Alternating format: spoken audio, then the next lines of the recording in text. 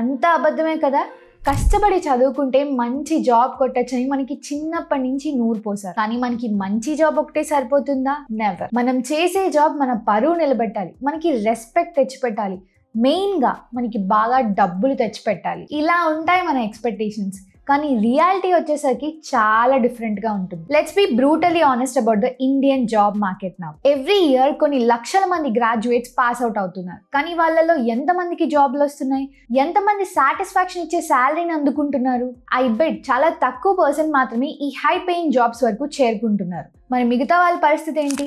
వాళ్ళకి టాలెంట్ లేకపోవడమో లేదా hard work చేయకపోవడమో దానికి రీజన్ కాదు. The only reason is the system around us. High value skills కన్నా చీప్ లేబర్ కి ఎక్కువ ఇంపార్టెన్స్ ఇస్తుంది మన system. According to the World Economic Forum future of job reports, India is expected to be one of the largest contributors of the global work force over the next decade. వినడానికి చాలా బాగుంది కదా, but here is the twist. ఇదే report clear గా ఏం చెప్తుందంటే, ఇలా create అవుతున్న most of the job roles are mid to low level skill roles. And ఇలాంటి రోల్స్లో వచ్చేది చాలా తక్కువ శాలరీ అండ్ ఇవన్నీ ఈజీగా రిప్లేసబుల్ అయ్యే జాబ్స్. ఇప్పటికీ మీరు అబ్జర్వ్ చేస్తే ఒక 20 సంవత్సరాల పాటు కష్టపడి చదువుకొని 10 గంటలు డైలీ వర్క్ చేస్తున్నా కూడా ఇంకా చాలా మంది ఎంప్లాయీస్ ఈ 3 to 5 శాలరీ లూప్లోనే స్టక్ అయి ఉండిపోతున్నారు. అట్ ద సేమ్ టైం ఇంకో సెట్ ఆఫ్ పీపుల్ మాత్రం అసలు ఈ జాబ్ ఇండస్ట్రీకి ఎలాంటి సంబంధం లేకుండా హై పేయింగ్ జాబ్ రోల్స్లో వర్క్ చేస్తూ లక్షల్లో కోట్లలో పే చెక్స్ అందుకుంటున్నారు. నౌ ఈ 2 సెట్ ఆఫ్ పీపుల్కి ఉన్న డిఫరెన్స్ ఏంటి? వాళ్ళు చేస్తున్న జాబ్సే. అందుకే ఈ వీడియోలో I'm breaking down 6 careers that are actually high paying in 2026. ఈ కెరీర్లో ఉన్న వాళ్ళు ఏం చేస్తారు? ఒక ఫ్రెషర్గా ఈ కెరీర్స్లో ఎంటర్ అవ్వడానికి మీరేం చేయాలి? అసలు కంపెనీస్ ఇంత ఎక్కువ శాలరీస్ వీళ్ళకి ఆఫర్ చేయడానికి రీజన్స్ ఏంటి? అండ్ ఈ కెరీర్ ఆప్షన్స్ని చూస్ చేసుకోవడానికి మీలో ఉండాల్సిన క్వాలిటీస్ ఏంటో క్లియర్గా ఎక్స్ప్లెయిన్ చేస్తాను. అందుకే స్కిప్ చేయకుండా వీడియోని చివరి వరకు చూడండి. And if you are new here, I'm Sreeja and this is not your regular self help channel. ఇక్కడ నేను మన మైండ్ సెట్కి, గ్రోత్కి హెల్ప్ అయ్యే చాలా విషయాల గురించి రా అండ్ రియల్గా మాట్లాడతాను. సో వీడియోని ఎండ్ వరకు చూసి చెప్పింది నచ్చితే లైక్ చేయండి and also share this with your friends and family. ముఖ్యంగా మీ క్లాస్మేట్స్కి, మీ కాలేజ్ వాట్సాప్ గ్రూప్స్కి అండ్ మీ కొలీగ్స్కి కూడా తప్పకుండా షేర్ చేయండి. అండ్ మర్చిపోకుండా సబ్స్క్రైబ్ చేసుకుని join the slay squad. Let's begin. The first job is AI ML engineers. AI అనగానే ఇదేదో ఫ్యూచరిస్టిక్ జాబ్, రోబో లెవెల్ మూవీలో thoughts ఉంటాయి అందరికి. బట్ నో, ఇది ప్రెజెంట్ ఇన్ఫ్రాకి నీడ్ ఉన్న చాలా క్రిటికల్ జాబ్. సింపుల్గా ఈ AI ML ప్రొఫెషనల్స్ ఏం చేస్తారో తెలుసుకుందాం. ఆర్టిఫిషియల్ ఇంటెలిజెన్స్ అంటే మనుషుల ఇంటర్ఫియరెన్స్ తగ్గించి సిచ్యువేషన్స్ని అనలైజ్ చేసుకుని డెసిషన్స్ తీసుకునే ఎబిలిటీ సిస్టమ్స్కి ఉండడం. నా ఈ ఎబిలిటీని సిస్టమ్స్కి నేర్పించే మెథడే machine learning. AI ML engineers past data సహాయంతో ఎప్పుడు ఎలా రియాక్ట్ అవ్వాలి, ఎటువంటి యాక్షన్స్ తీసుకోవాలని సిస్టమ్స్ని ట్రైన్ చేసి హ్యూమన్ డెసిషన్స్ని సపోర్ట్ ఆర్ రిప్లేస్ చేసే విధంగా సిస్టమ్స్ని బిల్డ్ చేసి, డిప్లాయ్ చేసి, మెయింటైన్ చేస్తూ ఉంటారు. నా 2026 హై పేయింగ్ జాబ్స్ లిస్ట్లో ఈ AI ML ఇంజనీర్స్ ఉండడానికి main reason massive growth of AI. NASSCOM BCG reports ప్రకారం ఇండియన్ AI మార్కెట్ 2027 కల్లా $17 billion ని టచ్ చేస్తుంది. And if you observe close, ఇప్పుడున్న ప్రతి ఇండస్ట్రీ, ప్రతి కంపెనీ స్పీడ్ గురించి, స్కేలబిలిటీ గురించి, కాస్ట్ కటింగ్ గురించి ఏఐని ఇన్కార్పొరేట్ చేసుకుంటున్నారు. So clearly AI ML engineers are in demand and ఈ డిమాండ్ వీళ్ళ సాలరీస్ లో రిఫ్లెక్ట్ అవుతుంది. ఫ్రెషర్ గా 5 to 9 LPA తో స్టార్ట్ అయ్యి నీష్ ఎక్స్పర్ట్ గా 50 LPA వరకు స్కేల్ అవ్వదు. ఈ జాబ్ రోల్స్ కి కంపెనీస్ ఇంత ఎక్కువ ఎందుకు పే చేస్తున్నారంటే simple logic: risk, impact and scarcity. ఒక AI సిస్టమ్ చాలా మంది పనిని రిప్లేస్ చేస్తుంది. దానివల్ల కంపెనీకి కాస్ట్ కటింగ్ అవుతుంది, టాస్క్ లో స్పీడ్ పెరుగుతుంది, స్కేలబుల్ కూడా. But at the same time ఒక్క AI సిస్టమ్ వల్ల జరిగే మిస్టేక్ వల్ల కంపెనీకి చాలా లాస్ రావచ్చు. ఇది మాత్రమే కాకుండా real production ready AI talent అనేది చాలా రేర్. కోర్సెస్ అండ్ సర్టిఫికేషన్స్ అందరూ చేస్తారు, కానీ బిజినెస్ లెవెల్ క్రిటికల్ AIస్ని బిల్డ్ చేయగలిగే వాళ్ళు చాలా రేర్ ఉంటారు. అందుకే టాప్ AI ఇంజనీర్స్కి హై ప్యాకేజెస్ ఇచ్చేందుకు కంపెనీస్ అస్సలు వెనకాడవు. నవ్ ఒక ఫ్రెషర్గా ఈ కెరీర్లోకి ఎలా ఎంటర్ అవ్వాలి? ఇప్పుడు మార్కెట్లో AIకి ఉన్న డిమాండ్ అందరికీ తెలిసిందే. అందుకే AI మీద చాలా కోర్సెస్ వచ్చేస్తున్నాయి. ఈవెన్ ఇంజనీరింగ్ లో కూడా AI స్పెషలైజేషన్స్ వచ్చేసాయి. కానీ ఈ కోర్సెస్ అండ్ డిగ్రీస్తో నేను డైరెక్ట్గా AI ఇంజనీర్ అయిపోతా అంటే మాత్రం కుదరదు. డిగ్రీ హెల్ప్ఫుల్లే, కానీ ఇటువంటి క్రిటికల్ రోల్స్ కి డిగ్రీ ఒకటే సరిపోదు. అందుకే as a fresher you might start as a data analyst, data engineer, junior ML engineer or a software engineer working with AI teams. ఇటువంటి జాబ్ రోల్స్లో మీరు ఇంటర్న్షిప్స్ చేసినప్పుడు, రియల్ డేటా సెట్స్ మీద work చేసినప్పుడు, లేదా యూస్ కేస్ బేస్డ్ ప్రాజెక్ట్స్ మీద work చేసి experience తెచ్చుకున్నప్పుడు మాత్రమే ఈ కెరీర్లో మీరు ఎక్స్పోనెన్షియల్గా గ్రో అవ్వగలరు. ఈ కెరీర్ ఎక్కువగా లాజికల్ థింకర్స్కి, ప్రాబ్లమ్ సాల్వ్ చేసే ప్యాటర్న్ని ఎంజాయ్ చేసే వాళ్ళకి సూట్ అవుతుంది. ఇటువంటి ఛాలెంజింగ్ కెరీర్స్లో మీరు కంటిన్యూస్ లెర్నింగ్ ప్రాసెస్కి ఎప్పుడూ రెడీగా ఉండాలి. ఒక ఫిక్స్డ్ స్కిల్ సెట్తో నేను ఇది తప్ప ఇంకేది చేయను అనే మైండ్ సెట్ ఉంటే మాత్రం this career is not for you. Second job cyber security specialist. ఈ మధ్య కాలంలో బాగా ట్రెండ్ అవుతున్న కెరీర్ ఆప్షన్స్లో ఇది కూడా ఒకటి.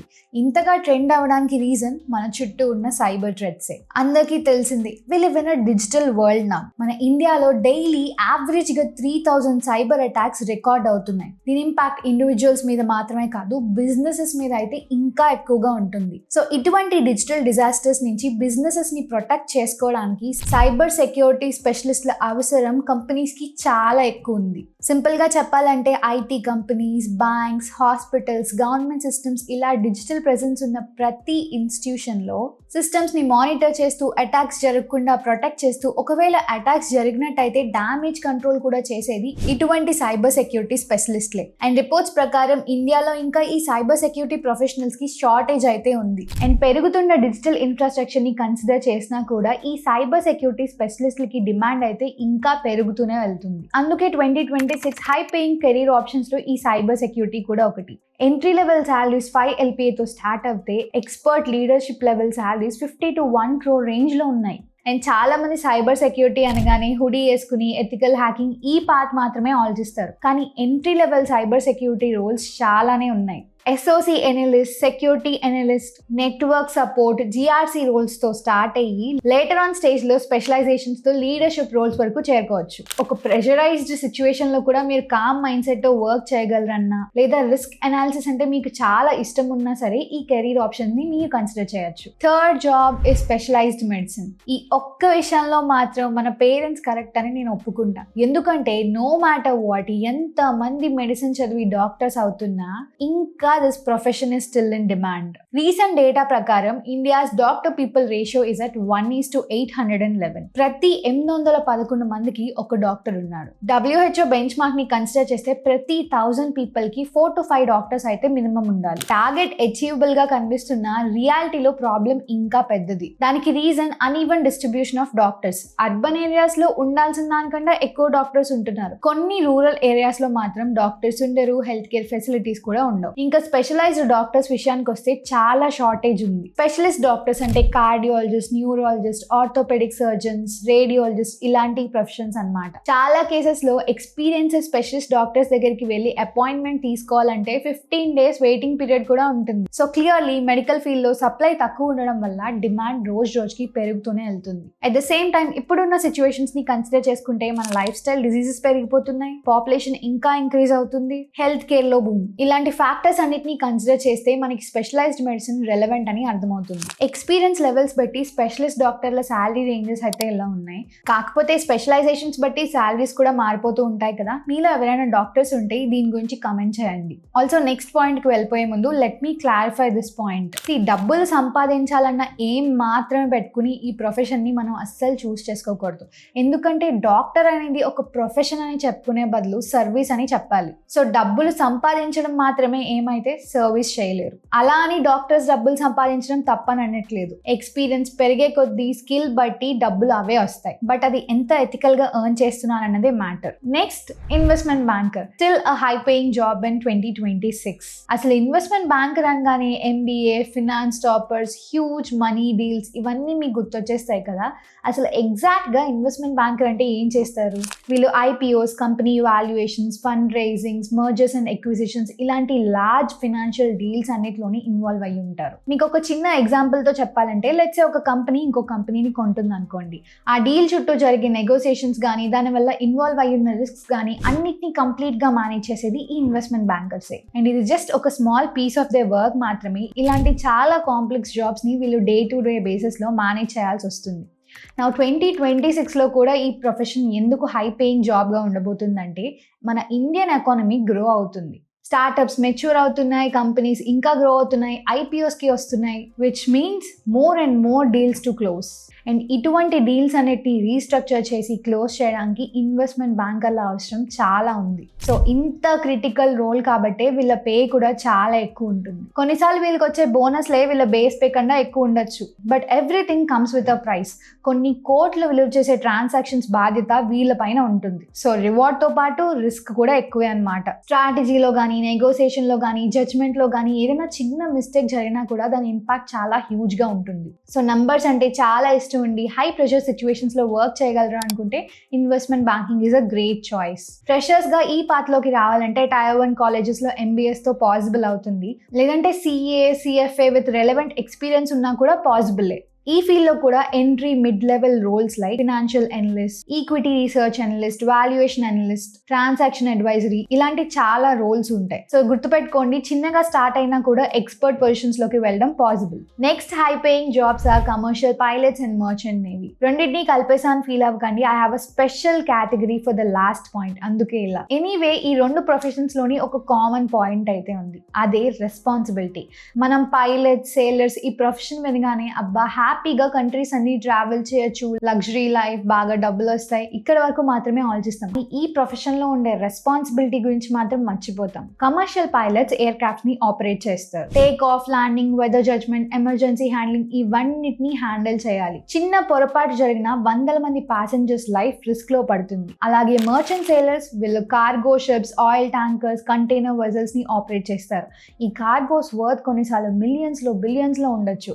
మంత్స్ పాటు ట్రావెల్ చేసి కార్గోస్ ని సేఫ్ గా డెస్టినేషన్ కి తీసుకువెళ్ళాలి. మధ్యలో తుఫాన్లు, మెకానికల్ ఫెయిల్యూర్స్ లాంటి చాలా రిస్క్ ని ఫేస్ చేయాల్సి వస్తుంది. సో ఎన్ని ఏఐలు వచ్చినా human intervention is still needed in this fields. And 2026 లో కూడా ఈ కెరియర్స్ హై పేయింగ్ ఉండడానికి రీజన్ ఏంటో తెలుసా? ఒకసారి ఈ మ్యాప్ చూడండి. ఇది live air traffic. So clearly commercial pilots కి డిమాండ్ ఇంకా పెరుగుతూనే వెళ్తుంది. And 90% of the world trade కూడా కార్గో షిప్స్ మీదనే జరుగుతుంది. సో ఎప్పటికప్పుడు న్యూ ఎయిర్లైన్స్, న్యూ షిప్స్ వస్తూనే ఉంటాయి. అండ్ గ్లోబల్ గా చూస్తే ఈ పైలట్స్ కి, మర్చెంట్ నేవీలో ఉండే సేలర్స్ కి ఇంకా షార్టేజ్ అయితే ఉంది. So considering the shortage, responsibility, risks involved, ఈ పైలట్స్ అండ్ సేలర్స్ కి హై సాలరీస్ అయితే ఉంటాయి. So now coming to the last highest paying job. అదేంటో చెప్పే ముందు మీరు వీడియోని ఎండ్ వరకు చూసి కూడా సబ్స్క్రైబ్ చేసుకోవట్లేదు. So please subscribe. మీరు సబ్స్క్రైబ్ చేసుకోకపోతే నాకు ఇంకా మంచి వీడియోస్ చేయడానికి బూస్ట్ ఎలా వస్తుంది చెప్పండి.